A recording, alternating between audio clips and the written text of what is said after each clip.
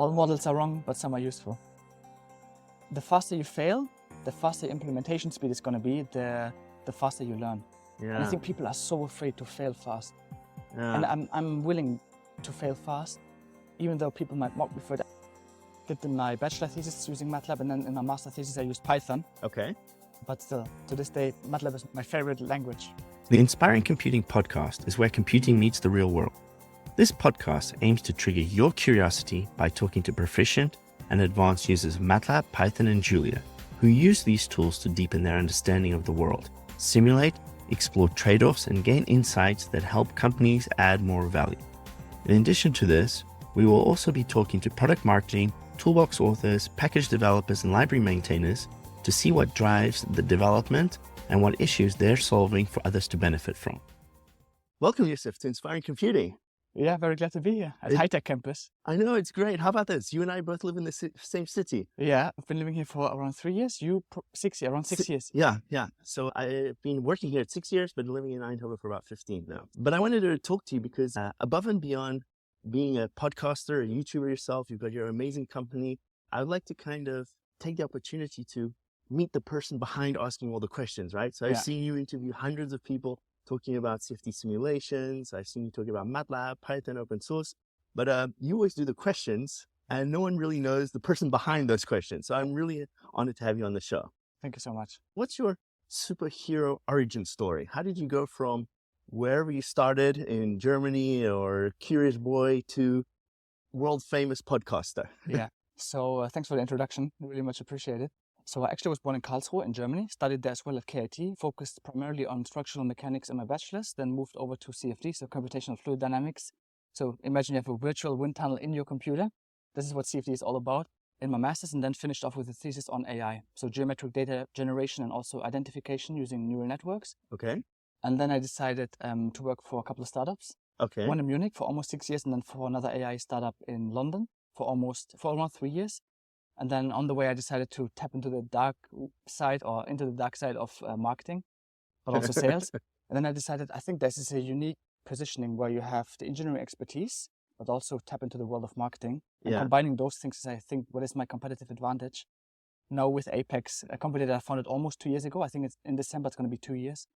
So there's a lot of things I got to double click on. So let's start off with your company. We'll start with your company and then we'll walk away backwards about the podcasting. So Apex, tell me a little bit about this company. What do you actually do there, and how did you go from being a technical person to going to the dark side of sales and marketing? So the initial idea was to do marketing for only tech and SaaS businesses, so software as a service business, because I was there in the startup world. I've seen how marketing is being done. It's very old school, I would say. So people are usually like, they're measuring KPIs, like how many blogs have you written? Like how many impressions do we get? This is a very narrow-minded view on how marketing should be done. And I feel there should be a different approach. So there's new things such as pay-per-click, so PPC, paid advertisement, and understanding the algorithm on Meta, TikTok, and all these other platforms, how these work. And that you, with inorganic growth, can actually create a flywheel. And what I mean by that is you, for example, put some amount of money, let's say 1,000 euros into paid advertisement. From those customers, you make more money, which you can then put back into the PPC machine. So it's kind of a self-accelerating flywheel. But it seems like super logical, right? But is it people don't know in your area of expertise, like in the super technical domain? Because there are other areas which I think are like B2C. This is a well-known engine that people leverage, right? I think this is a very good question. People got a little bit stuck in time because the thing is, they know about PPC, but maybe they're still running ads. They're just writing some random copy that they think works for the ideal customer profile and just launch it on LinkedIn. Not knowing that LinkedIn is one of the worst platforms to actually run ads to. It depends on obviously who you target, but the cost per lead or the customer acquisition cost for a lead on LinkedIn is way too high.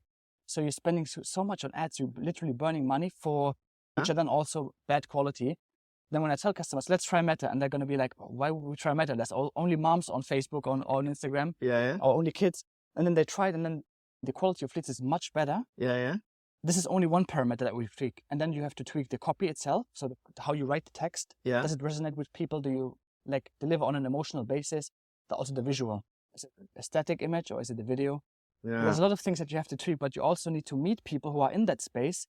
So I'm continuously learning. I go to events in Germany and other places part of the world where I just learn about marketing and sales in general, like other new trends. Yeah. And if there are new trends, I should pick them up and integrate them into my own marketing. But I'm a little bit curious because the way you introduced yourself, you kind of said that you were technical and studied computer fluid dynamics. I mean, so how did you go from the super technical person who understands maths and equations to then saying, actually, I want to go to marketing and sales? What triggered you to do that? I still love engineering. I love MATLAB. I love Python. I love coding. But the thing is, I also love understanding humans. So the human psychology. Yeah. And this is where we tap into marketing and sales. So not manipulation, but more like understand human behavior. And can you understand human behavior by becoming better at marketing? But also simultaneously learning more about the human psychology. So I think if you are good at running ads, you must have a good amount of emotional intelligence to understand how people think, how they feel. Does it work, yes or no? Yes. And does this equation balance itself out or not? Yeah. But it's funny because I know you I think we crossed paths a few years ago, but I also seen your LinkedIn ads and you make lots of videos. So tell me a little bit about that idea of making videos. What triggered you to make these videos? I was studying mechanical engineering, as I said, and during my studies, I felt like a lot of professors know what they were talking about, but they didn't communicate it in a way where someone normal, who's not a genius, would understand what they actually mean. This was kind of that sparked the idea of like, okay, let me just create videos and explain like how the momentum equation is being derived so that normal people understand it. And this is how the idea of like deriving the Navier-Stokes equation was born. All these videos that have now a couple of 100,000 views on YouTube. Yeah. This is how the idea started. And then I just started with podcasting. I think I asked on Reddit, the first guy, hey, I'm going to start a podcast. Who wants to be on the show? And then there were the guys from Atlantis Sea Colony. It's my first podcast. And they were like, yeah, we're open to talk about like we want to colonize the ocean. Yeah. And this was my first podcast. Horrible editing skills if you go back to my first. But I think I like being a generalist. So knowing a lot about different kinds of topics. So engineering, sales, marketing, coding. And I feel like I'm more like a generalist. So like more like a T-shaped personality. I know a lot about engineering, but I know a lot about other different topics like coding, sales, marketing, all that kind of stuff. But I'm trying to be more like a pie-shaped personality. So the Greek sign pi, where you are like, you know a lot about marketing, sales, and a lot of other topics as well. I like that. That challenges me. Tell me a little bit more about this podcast. So you created the podcast. Was it a YouTube channel at the beginning, or was it first a podcast and then you turned into YouTube? So I initially started with a podcast, and then I had to put it on Spotify because people were asking for it. I think I released 10 episodes, and then people were asking, is it available on Spotify? I said, nope. So I was going to Anchor. Back in the days, it was called Anchor. I think Spotify bought them. Yeah. So I had to distribute it to Spotify, Apple Podcasts, Google Podcasts. And this is how I just grew my podcast. But the initial idea was to pick people's brains to learn from them. Because I feel a lot of people are very narrow-minded in the sense of they think they have the ultimate truth. Yeah. Their worldview is the only thing that exists, and there's nothing else besides it. But me interviewing a lot of smart people, I've realized that I know nothing. I basically know nothing, which also humbles you in a way because you understand there's so much to learn. Yeah. So it humbles you, but it also gives you perspective of what you don't know. Right. But your podcast, so the name of the podcast is? Engineered Mind. How did you come up with that name? Yeah, it was just a stupid name that I came up with because I feel like we want to engineer our mind. I'm an engineer myself, and I want to engineer my mind in such a way that I can tweak parameters and become smart in that area. So I just called it Engineered Mind. Nice. And you've got, over 100 episodes. So you've been doing this a while. Yeah. And the different topics that you do there, do you have like specific categories that you hunt down? So I know there's a lot of CFD, you've got a lot of MATLAB, but do you have a mental model of what are good topics for your podcast? As long as it helps people. Yeah. I love interviewing people in that area. So I have Engineered Mind as one podcast, but I also have the Apex podcast now, which is solely about marketing and sales. So I want to get thought leaders from the space here so I can grow my knowledge in marketing and sales, but also build friendships and relationships with them. But also in the Engineered Mind, it's more like, okay, CFD, FA, nice topic, cool. But at some point, after 100 episodes, you've talked enough about these topics, I feel. So I also had people talking about psychology, burning out, the path to becoming a great engineer. Like things that help people, things that I would wish I would had when I was a student. And I think people always come to my podcast because they feel they can get something out of it. If it's solely for promotional purposes, nobody cares. I think people nowadays have become so smart. This is something Google coined the term zeroth moment of truth, where it's like people don't go and buy immediately. They research very well of what they want to buy, who they want to buy from. And this is, I think, over the last 5 years, I've built my reputation in this space. Yeah. People know me, but it's very easy to ruin my reputation with something like I'm going to sell a scammy course, I'm going to sell an altcoin, whatever. So yeah. Well, that's the journey as you become more famous and well known, right? You have to be cautious. People latch on to who you are as an individual. and your content is really nice. People say, oh, Jousef knows all these cool people, therefore he must be an awesome person. But actually in your podcast, you don't do a lot of talking. You do a lot more listening, which is really good, and I appreciate it. But of all the episodes you've done, is there one particular episode or story that you think like, wow, this really stuck in my mind? Good question. I don't have a favorite, to be honest, because I feel every guest is special. Everybody has their own story, and the way they see the world, it's always a little bit different than how I see it. And it made me more open-minded. Yeah. I think the learning that I can open my mind and realize that I don't know everything is also a big benefit for me. Right. This was the biggest learning for me. Right.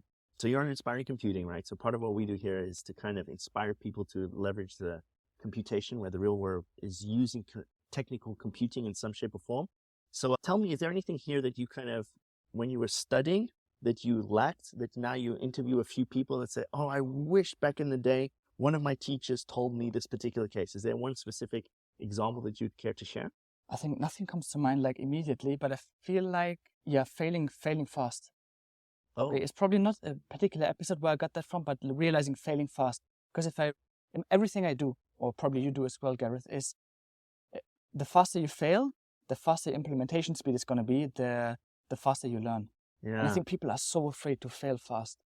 Yeah. And I'm willing to fail fast, even though people might mock me for it. Look, the video quality is shit, or his editing skills are bad. But the thing is, just because you do it, I've started 5 years ago, and now my editing skills are really good. Like I edit videos very fast, and this is a very good skill to have. So I don't need to hire someone externally to edit my videos. Right. And people can't bullshit me. Yeah. So when I hire an editor, they're going to be, that took me 3 hours. Nope, that took you 20 minutes. So being a generalist also opens up ways from the business side of things to understand, like, is someone bullshitting you? Right. And I think this is a very good skill to have.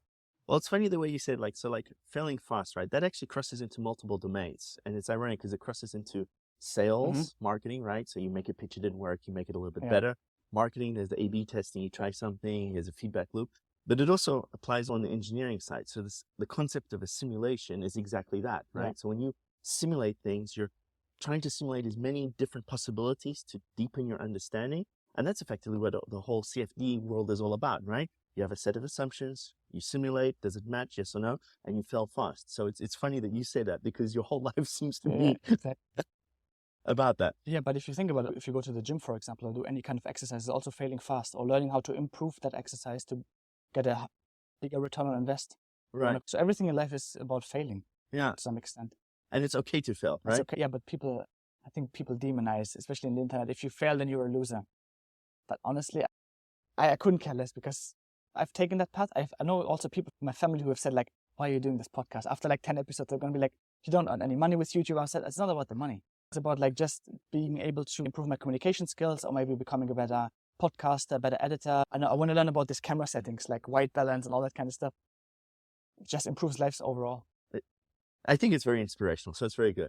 But I also noticed on some of your podcasts and your YouTube channels, you also talk a lot with the MathWorks ecosystem, so MATLAB. So where did you first get exposed to MATLAB? How does MATLAB fit into this whole story? Was this back at university or I'm curious. Yeah, it was in university. I think semester number 4 or 5 maybe. Yeah. But I definitely wrote my bachelor thesis using MATLAB. So I was having, I'm not sure you call them, but it's like from an engine. So an engine part, I had it under a microscope, and we were measuring the roughness, the surface roughness of that so under a microscope.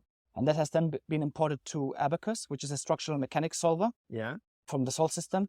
This has then I was writing code to automatically generate a report with all the roughness parameters. Okay. So the engineer would get a roughness parameter report, surface report, with all the roughness parameters and the simulation results from that simulation being done in Abacus. So kind of like an API thing that you code up with or hook up with Abacus. And for me, that was fascinating. The funniest thing is I was procrastinating. In every thesis I wrote, I was procrastinating. Bachelor and master thesis. But then the last 2 weeks of the thesis, I somehow got the weirdest ideas. Okay, you can code it up this way. Yeah. This is why, like, I think working under pressure is also probably a learning I got from doing this YouTube thing and just studying in general. But yeah, going back to MATLAB, got exposed because of modeling and simulation. We had courses there in uni. Did my bachelor thesis using MATLAB, and then in my master thesis, I used Python. Okay. But still, to this day, MATLAB is my favorite language. So to zoom back into where you started with the MATLAB side of things, the surface roughness, why is that so important? So for those who never studied mechanical engineering, so you say you're looking at a surface underneath the microscope, can you explain, like, Why is that even important? For example, let's say you have a company that tests different types of oil.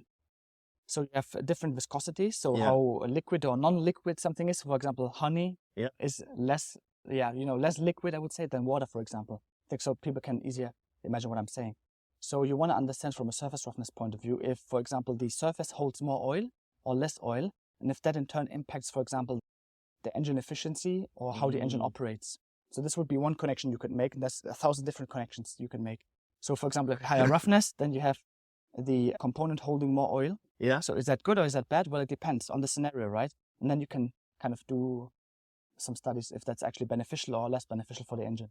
Right. So it's funny you say that because in your podcast, you interview people from a wide variety of applications. So when it comes to computational fluid dynamics, a whole area of mathematics behind it. But actually, it's always surprising that you can go from super small to super big applications. And most people don't even think about, okay, so what is the impact of a surface in an engine? Isn't the engine the most engineering piece of machinery we've ever had? We've had 100 years of engineering manpower going into this, and yet there's still areas of innovation to explore. Yeah, definitely. And there's also AI companies that still explore to this day how to optimize combustion engines, depending on what operating point they're at. So you still could, with AI, like optimize, for example, surface maps. You have surface maps on what RPM and what temperature and so on, like what's the optimal operating point.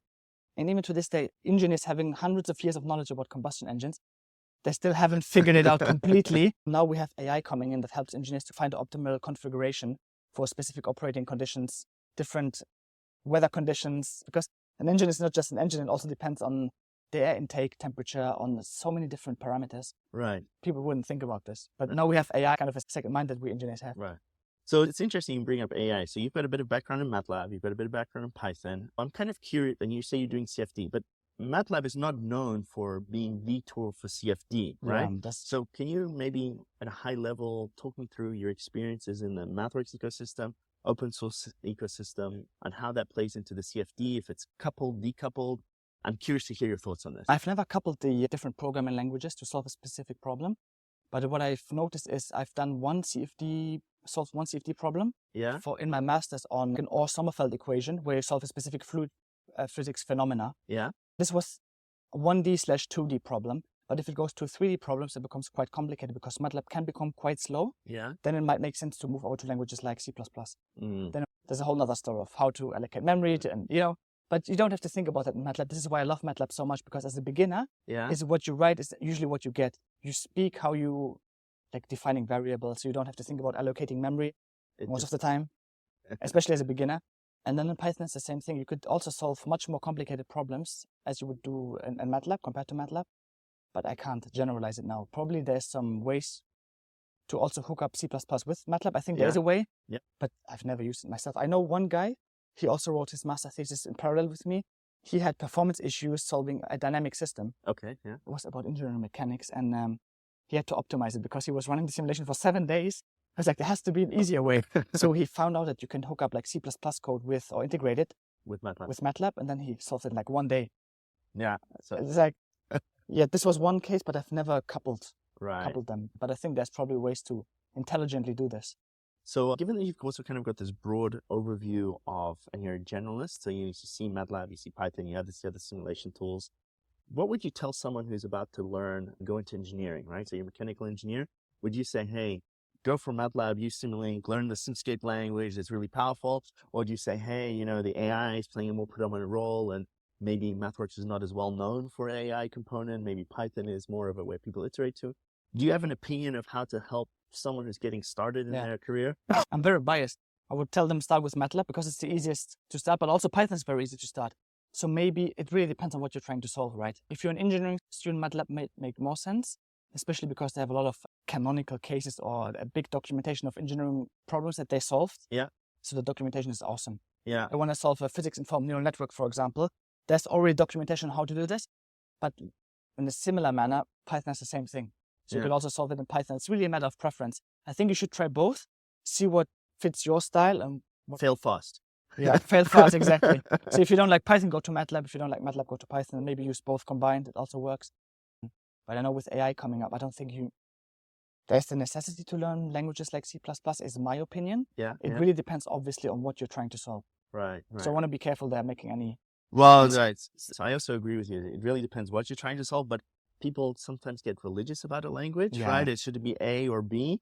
And I kind of like the way you phrased it. It's like, well, try both and make up your own mind. And who knows, maybe you could actually work with them together. You never Exactly, know, right? yes. But I'm also kind of curious on going back to the CFD. I'm not so into that domain myself. So I'm an electrical engineer, so I know about it, but I haven't done any simulations. Is this something that you say that there's still plenty of work and it's a good place for people to invest? Or is this kind of something like, yeah, all the problems with CFD have kind of already tackled, so anyone going down that route will only have minute improvements on any existing system? This is a good question. I would say the CFD market is very saturated. A lot of people want to get into CFD and do CFD consulting. It's a very competitive field, so you have to be a very good engineer and very good CFD engineer Yeah. and understand fluid mechanics and how the meshing works. So how do you tessellate a surface, for example, to make sure the results are accurate, to Yeah. really represent how the fluid is actually behaving in the real world? Yeah. It's because it's only a model Mm. at the end of the day. And you know, a model, it's only as good as the person sitting in front of the PC is like defining the model to look like. And also it's always garbage in equals garbage out. So if you're a bad CFD engineer, your results will probably be garbage as well, Yeah. most of the time. I think it's very saturated, going back to your question, but I think you should give it a try. Take one course on CFD, see if you like it, because some people really don't like it because of its complexity. Yeah. So we haven't solved everything. And I think that we still need very good CFD engineers Right. because there's so many problems out there that need to be solved using CFD. But are there like a couple of misconceptions, common pitfalls that you see people going on? Or maybe yourself when you started on this journey back in the university days? You're thinking it's easy. You just click a button in the software and it's going to solve it for you. That's not the case. So especially how you define the boundary conditions. So for example, where's the inlet, where's the outlet? What assumptions do you make about the real component Yeah. in the real world versus the computer model? And there's this dichotomy between, okay, I could fuck it up here in my model in the PC versus this model actually behaves much differently in the real world than I would have assumed.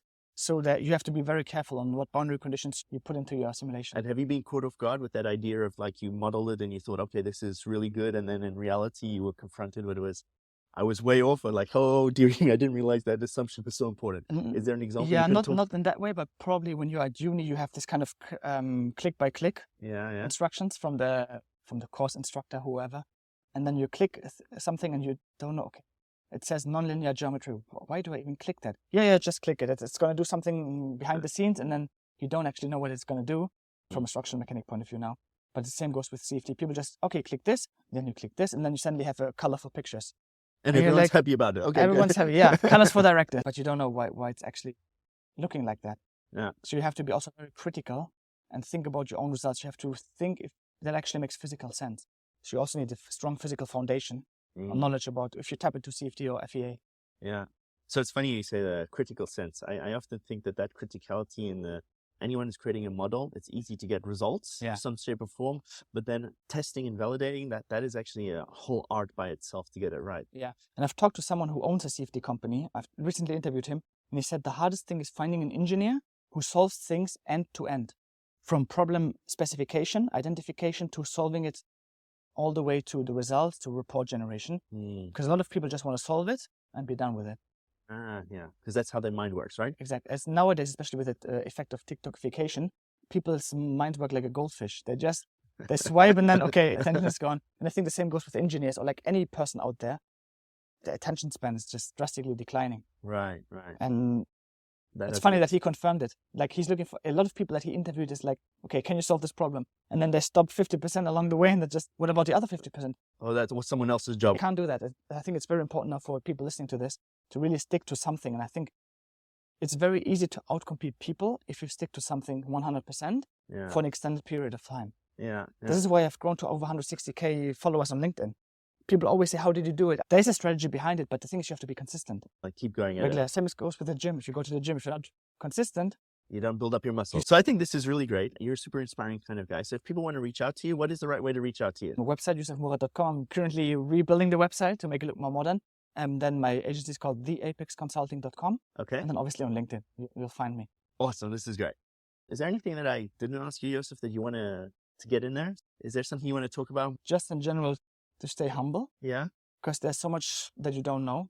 Yeah. And I feel I've met so many people in my life who are not humble, but I've seen them go up very quickly and fall very quickly. Because just be always kind to people. I can't answer everybody. I know I have a lot of unread messages on LinkedIn, but I can't solve everybody's homework. That's it for today's episode. I hope you enjoyed the conversation and found it valuable. If you did, please consider sharing this episode with your friends and family or anyone who might benefit from it. Also, I'd love to hear your thoughts, so take a moment to leave a review and let me know what you think. And if you haven't already, don't forget to give us a rating. It really helps us reach more people and bring you even more amazing content. Thanks for tuning in, and I'll catch you on the next episode.